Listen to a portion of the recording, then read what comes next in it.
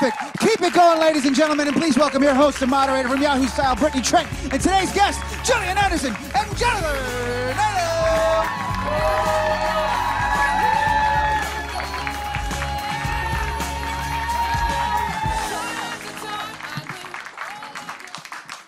Thank you, everyone, for coming. Give it up again for Gillian and Jennifer. Okay, so I just want to jump right in. So this book, you guys have been through a lot. So how can you, all the struggles that you guys have been through, I know, Gillian, you talked about when you first got casted for the X-Files when you were 24, you started suffering panic attacks and, you know, you didn't really know how to deal with fame. And Jennifer, you talked about being a senior correspondent at ITN and you suffered depression. And how did you guys go through all these struggles? And there's, you know, much more. And how did it shape this book? Well, I mean, my panic attacks actually started, I think, when I was in college, and became pretty much a daily thing for about a solid year at one point when I was working on the X-Files. And I mean, part of what this book is about, it's a collection of principles and tools for dealing with some of life's challenges. And when Jennifer and I first got together, we've been friends for about a decade, we discovered that we both had similar ways of dealing with things, and eventually got to a point, I guess, where we thought, well, you know, these are universal things, and many of us don't actually learn them in school. You know, we don't necessarily learn about kindness or about self-care or about those things that can become more important in life. And why not get together and actually start to talk publicly about some of the things that have helped us through the years, because they're actually available to everybody. It's just that we've condensed them in one place. And I think, like many people, I was brought up in a kind of when-then way of thinking. I've just got to get the job, I've just got to get the partner, I've just got to get the kids, and then I'll be happy. And I had all those things, and I woke up one day and just realized that I couldn't go on. And I had a huge bout of depression that lasted nearly a decade. And I had to let go of everything that was outside of myself, all those things that I thought would fix me, and really start to go inside. And, you know, as Gillian said, what's in this book are universal principles, you know, that have been handed down by people far wiser than us, but which really have the capacity to transform lives. And, you know, they've transformed both of our lives, which is why we wanted to put them in a book. It's also really practical, I have to say. It isn't just a theoretical thing. They're really practical things that we do on a daily basis that really make a difference. I mean, it is essentially the handbook that we wish that we'd had through our lives. Yeah. The manual of life, basically. So you guys talked about the principles that are in this book. What are those principles? Okay, well, they start with honesty, acceptance, courage, trust, peace, humility, love, and then my favorite one, which is joy, and then we end up with kindness, which is, you know, taking those principles out into the wider world, because there's no point in becoming happier if you're just doing it for yourself. Well, I don't think it's possible to stay happy long term if your happiness is just about you. You have to be, you know, of service, or that's my experience. Unless I'm also thinking about others, I don't stay happy for very long. So going through this book and reading these principles, what does the user take away from that? Well, I mean, one of the things I hope that people take away from it, other than tools for living, is the fact that we are so often under so much pressure. Everybody feels, it seems like everybody's under so much pressure.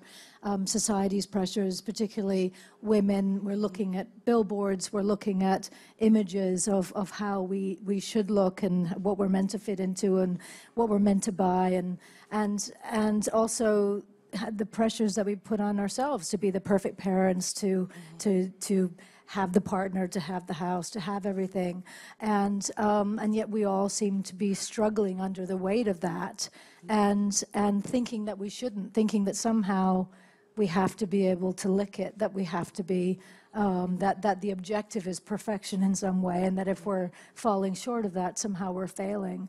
And a lot of what is encouraged in the book is a level of self-acceptance, of becoming accepting, becoming honest about the struggles that we're having, and the fact that we can't necessarily hold everything up, and also that it's okay to be human, that we're actually okay just as we are, however we look, whatever our skin color, whatever our circumstances, and to start from that place of self-love and resultant self-care. And when we come from that place, it's easier to go into the world and be kinder to other people. And, you know, one of the things that we say in the book is that we would like the P word, which is perfectionism, banned completely, because I think as women we use it against ourselves all the time. And there is no such thing as perfect, and there is no such thing as normal. And we're constantly measuring ourselves by someone else's yardstick. And normally it's a false yardstick. You know, we compare how we feel inside of ourselves with how others look on the outside. You know, it's compare and despair. You know, we compare and then we feel terrible, because we only ever compare ourselves with people who are doing better. We never compare ourselves with people who are struggling more. So, yeah, end comparison, get rid of the P word, and just give ourselves permission to be exactly who we are as we are. And you guys touched on in the book, you know, the price of social media and how it affects millennials, and how young women, the rate of suicide amongst young women has tripled from 2004 to 2017. So how can us, you know, millennials go past that, you know, facade and find our true selves, you know, in a world that's of instant gratification of what, you know, people think of us?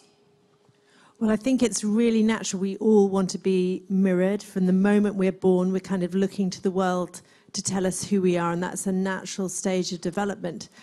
But we need a reaction, and even if the reaction we're getting is toxic, even if every time we look at Facebook or at Instagram, we're actually feeling worse, we kind of get addicted to that hit, because at least we know we exist. And so, you know, it becomes an addiction, really. It becomes something that harms us, but tells us that we exist, and so we can't put it down. So I think the first thing is just having boundaries around it, taking time out. And the next thing is starting to use it in a different way, starting to use it to tell the truth about who we are, not to lie about who we are, but to say, actually, you know what, this is who I am. And we have seen some great moments when women have chosen to do that, but let's use it to go in that direction. And Gillian, back to, you know, you mentioned in the book that you were feeling guilty, you know, as a mother, like you were at work, but you felt like you should be with your kid and vice versa. How did you get through that? And do you have any advice for other mothers who feel that same way? Wow. I mean, mother's guilt is something in and of itself. It's quite extreme, and I've suffered from it quite a lot. I've continued to, you know, by the grace of God, work consistently, even at my old age, and it's a constant struggle to carve out, you know, big chunks of real time with my kids in between filming things, and but I'm always the one who's leaving. I'm always, you know, mommy's always going away, and it's become really important that I don't use that as another opportunity to beat myself up. I'm putting roofs over heads, and I am mirroring a working mother, which is very, very important. And also I try really, really hard to make the time that I do spend with them as meaningful as possible. You know, I have been in other situations, you know, but when my daughter was younger, she pretty much grew up in my trailer when I was working on the X-Files, and I would come in from set and I'd have, you know, 10, 15 minutes with her, and then I'd have to go back in again, and I swore to myself that I'd never repeat that I'd never, and sometimes, you know, that's wishful thinking. You know, sometimes I can try as hard as I can not to repeat that behavior, but sometimes, you know, food needs to be on the table, and I need to make that that very, very hard decision. And then it's about how I deal with that fact, what I do with that information. And I just have to be kind to myself and let myself know that I'm doing the best that I can. And when I can, I'm as present as I can be. And when I'm away, I just work really hard. Yeah. And I was, I was also working unbelievably hard when my 2 children were small, and I just discovered that I couldn't do it. I could not do it, even though I had an employer who tried. It was still a workforce and a way of working that was designed around men who don't have primary responsibility for caring for children or for others, and I just found it absolutely impossible. And so I had to stop. And one of the reasons why we wrote this manifesto, one of the things that really drove me to do it was that, as a woman, I found myself fighting for 50% of a system, but 50-50 of what? 50-50 of a system that's designed around workers who don't reflect who we are. So we get the place, we get to the top, and then we're having to adapt and shave bits of ourselves off. And I don't think it serves men any better than it serves women, because most men I know who have kids want to spend time with their kids and want more than 2 weeks vacation a year. I mean, it's just insane. So this is about trying to create a new paradigm. Instead of leaning in to a system that doesn't work for us, let's all together try and create a fairer system where we all maybe work slightly less hard and have a better balance as a result. So us women, as you can see, we've all gotten together for the women's marches. The International Day of Women was last week. So we've done this on a larger scale. How can we come on a smaller scale and help each other out? I mean, there's still, competition. There's still jealousy amongst friends and coworkers. How can we, after reading this book, come together as a smaller scale and support each other? Well, I mean, one of the things we would love women to do is to gather together and read this book as a group, whether it's in a book group with other mothers at the school gate, with your co-workers, or with a meetup group. Just get together and read it together, because one of the things we outline is just a new way for us as women to relate to each other, because society pits us against each other. We're constantly trying to get someone else's look, someone else's way of living. So we're comparing, we're competing, and we're criticizing. We call those the toxic C's. And we would like to replace them with compassion, connection, and caring. They work much more effectively, and we'd all be a lot happier. So, that's one of the things that we'd like to see happen. Also, one of the tools in the book is about kindness, and part of that is kindness to ourselves. When we stretch ourselves so thin, it's very, very hard for us to do actions in our lives that are actually taking care of ourselves. And so it's encouraging that. It's encouraging getting really, really honest about how we spend our time and how we can eke out little bits here and there so that we are actually practicing self-care. And when we're kinder to ourselves, we have a tendency to be kinder to other people. And that's part of one of the things that we're encouraging in the book is to properly look at that, to do a kind act to yourself in a day and do a kind act to somebody else. And those, in terms of small ways that we can be of service, not only to ourselves, but to our communities. And I think also to develop emotional resilience. You talked about the women's marches. We both marched. I was in DC and Gillian was in London, and it was extraordinary to see 5 million women around the world marching. But that's just the beginning. And if we're going to keep going, we really have to take care of ourselves. We have to put the oxygen masks on ourselves if we're going to be of use to other people. And that means really, self-care is actually a radical act for a woman, because we're conditioned to care for others. We're conditioned to think it's indulgent and selfish to take the time that we need to take. But if we don't, we end up vulnerable, needy, and at risk of depression, self-harm, addiction, all of those things. So that's first base, is starting by caring with ourselves. And then when we are doing that, we can become really effective agents for change. You guys both talk about, attending therapy throughout your life and how that's helped you. And, that's a start of self-care.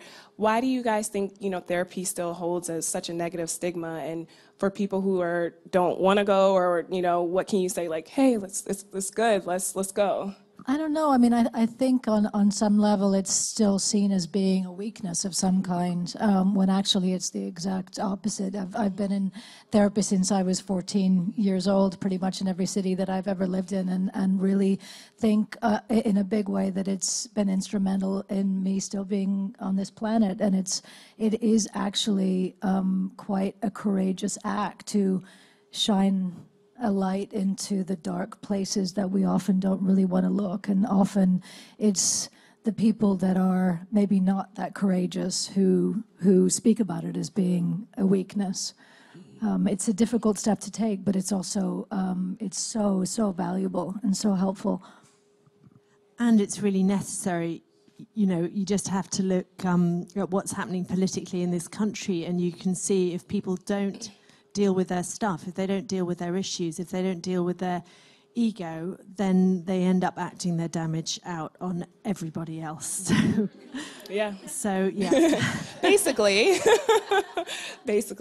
But this book, and Gillian and Jennifer are backstage, that these principles are legit. Like, I was reading this to prepare for this interview, and I found myself like, oh my gosh, I have issues, So it really does help you tune in to yourself and reflect. And so these 9 principles, I know you guys say, like, no matter if you have it all, you have all the money, you have the fame, you have, the family, still doesn't matter. You still struggle and go through these ups and downs. So do you guys still practice these principles, and what are some words of affirmation you tell yourself each day? Well, my first, my natural instinct is towards some form of self-destruction in one way or another. And so I've had to do put a lot of these tools to practice over the years. And it's not a linear thing, whether my, struggles, so to speak, have been self-inflicted or other-inflicted. These tools actually really can help to bring one back to one's core self. And I think probably one of the principles that I have done the most work on, but not necessarily by choice, is acceptance. Very often in our lives there are things that happen that I know for myself that I refuse to want to accept, or somebody behaves in a way that I really don't want them to behave, or whatever it is. And letting go of feeling like, or thinking that I have control over events or other people is a hard one to get used to. But what I found is when you're forced to let go, it actually becomes easier. And so I actually enjoy the practice of accepting and letting go of situations, just saying it's out of my control. I've got nothing to do with this. I'm just going to sit back and see what happens. It's quite liberating. And you asked about affirmations. Yeah. One of my favorites is I am enough, I have enough. Because it's true, we all are enough just as we are. It's not about the toys. You can't take it with you when you leave this world. We're all going to the same place. So focus on what really matters, which is connection with others. I try and tell someone else how I'm really feeling each day so that I form a really honest connection with another human being. I tell myself I'm loved and that I am loved, because I think we all are. We just forget it sometimes. And you guys both were very honest and open with each other throughout your friendship. How do you, help another friend who may not be as honest and vulnerable about certain things that they're going through as well? Maybe, your friend, you can relate with them. How do you, help them in that way? Well, we unfortunately don't have control over other people and their process and how they choose to feel or not feel. And I know that the strongest thing that I can do is to live by example, I guess, and to do the best that I can do. And that maybe some of it will rub off. Yeah. Yeah, because it can be really frustrating when you can see someone else repeating a pattern that harms them. But the best thing you can do is love that person and take care of yourself, because sometimes denial is necessary. You know, I grew up in an alcoholic home, and, you know, and denial served me until I was strong enough to be able to face up to the reality of what I was living with. And often we need to be in denial because we can't, it isn't safe, to be honest, until it is safe. But then once it is safe, you can start to make other choices. Throughout this book, there's so many awesome quotes from, you know, activists and celebrities. Like, there's a ton. You could tweet these, like, seriously. What, I know one of my favorite quotes was, "Give your morning to God and he will give you your day." And I know, Jen, you touched on your spirituality and how you grew, you know, after your divorce and your loss of your father, just different things. How did you, you know, gain that spiritual growth through all that heartbreak? And well, it was a little, as Gillian said, you know, when you haven't got any choice, yeah. You can either be really unhappy or you can make friends with what is. You know, I love that saying, you can either be right or you can be happy. And when you've had kids with someone, you're going to be connected with that person for the rest of your kids' life. So no matter what they've done or how they're behaving, you know, I just decided it didn't serve me, and that the best way I could deal with it was unconditional love. That was my absolute best defense against whatever happened. That didn't mean that I had to accept unacceptable behavior, or that I didn't have to, you know, create space and distance when I needed to. But it just meant that I didn't have to drink that toxic poison of resentment on a daily basis, which is like, you know, drinking poison and wondering why the other person doesn't die. You know, it just doesn't work. Yeah. And now we're going to turn it over to the audience for some Q&A. Hi. Just listening to kind of both of you talk, it's been really refreshing, because I've struggled with depression and anxiety for 20 plus years, and I think one of the hardest things for me is, like, you always feel like you're alone. Nobody knows what it's like, and it's comforting, in a sense, comforting to know that this affects everybody, not just us, you know, whatever, but even people who, you know, are in the spotlight and whatever. One of the, I guess, getting to my question, you were talking about affirmations and some things that you do. One of my favorites I always say is, like, not my circus, not my monkeys. But, you know, when you feel yourself, like, spiraling down and you find yourself in a pit or whatever, you have these little affirmations. Like, what are some little things, like one little easy thing that you do in terms of, like, self-care that helps you at least start to kind of come back up? I was going to say, one little thing I do is I try and find one thing of beauty every day. And it might just be looking at the sky. I mean, how many days when we're really struggling do we forget to look up? Do we not look at the skyline? And somehow, if I allow myself to just see one moment of natural beauty, it goes into my soul. You know, sometimes I think depression is a soul sickness. You know, it's a metaphysical illness. It's a longing for connection, as well as, you know, being incredibly chemical and real.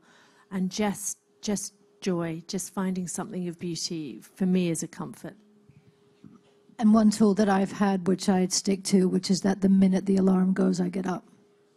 I have to.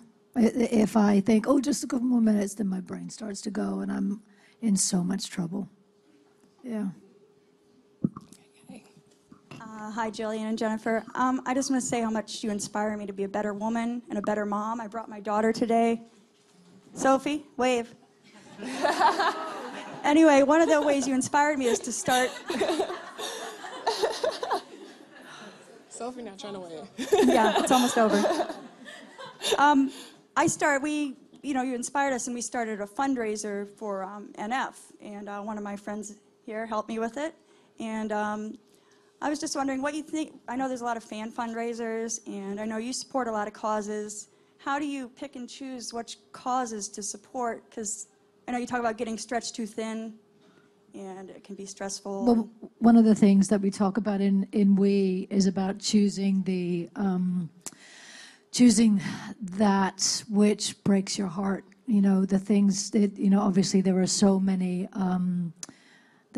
things that we can attach ourselves to, so many wrongs that we want to right in the world today. And I know for myself, for my own resilience with a cause too, is choosing the thing which actually really, really breaks my heart. And what that's been for me for the last few years has been human trafficking and modern day slavery. And there's just something about that for me that I know that I will continue to show up and show up in a public way, even when I'm too anxious to speak publicly about it. That's something that I feel so strongly about, that I want to continue to pound the pavement about.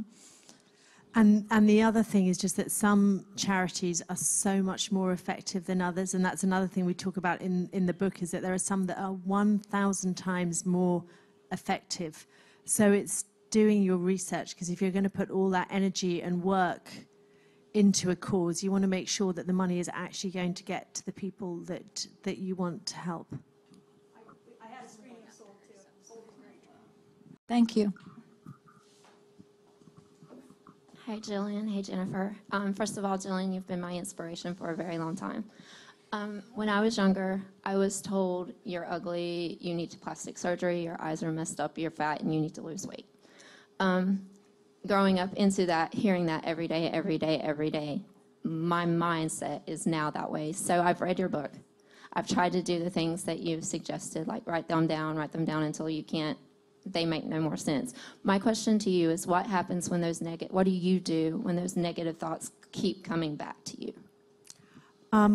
Well, I think for me, I know that when I'm in that negative thought, I'm repeating the harm that was done to me and that society does to me. So the first thing I need to do is go, oh, okay, my head's gone, I'm in self-harm. I am harming myself with my thoughts. And the next thing is, I try and just see it as noise. Just because there's a noisy drill outside my window, I don't need to listen to every single thump of that hammer. And then I try and put my attention somewhere else, because what we focus on grows. And really, self-hatred for me, in my experience, is a defense mechanism. If I'm a pile of whatever, then that explains why bad things are happening to me, because we want to have an explanation. We want to have a reason. And if the reason is that we're bad, then we have the illusion of control over what's happening. Oh, well, it's bad, so it's less scary because it's all my fault. But that's a lie. It's not your fault. It's not any of our faults. And I know, too, my experience, that when my head starts to go in that way, the most valuable thing that I can do is actually to, in one way or another, be of service to somebody else. The minute I put my head into somebody else who has, who's struggling, then I'm out of my, because it is, as Jennifer said, it is a form of self-obsession. Self-harm is self-obsession, and the minute we put our care and our kindness and compassion to somebody else, it does have a tendency to dissipate. But this whole thing is a process. It's a lifetime's work, and we have to do it every day. It's like brushing our teeth, our spiritual teeth. Yeah. We have one more question from the image, audience. sorry. We have one more question from the audience. Bonjour. Hello. So 4 years ago, my father committed suicide. My mother tried twice. So I wish that book came like 4 years ago when that happened, and they could have read about it. So my question is, do you think, coming from France and from other, people from other country, when would you think like the book would be translated in either language? I think your English is pretty good to read it in English. It's already been translated in a couple languages, I think, German and Dutch. And, I don't know. I guess the more successful it is, the more languages it will be translated into. Unfortunately, that's kind of out of our control. And I'd suggest Google Translate, but I don't think that's a good idea. Wouldn't quite be the right message. Okay, so can you tell everyone where they can get this book? Everywhere. First of all, a bookstore near you. That's the first place to look for it. And second of all, online in the normal places, and we have a website, wewomeneverywhere.org, which also has links for places you can go, but I think most of you probably know where you can go to buy to buy, available in the usual the usual places, but best of all to buy it from someone where you say hello, how are you, and have a human interaction. Well, give it up again for Jennifer and Gillian.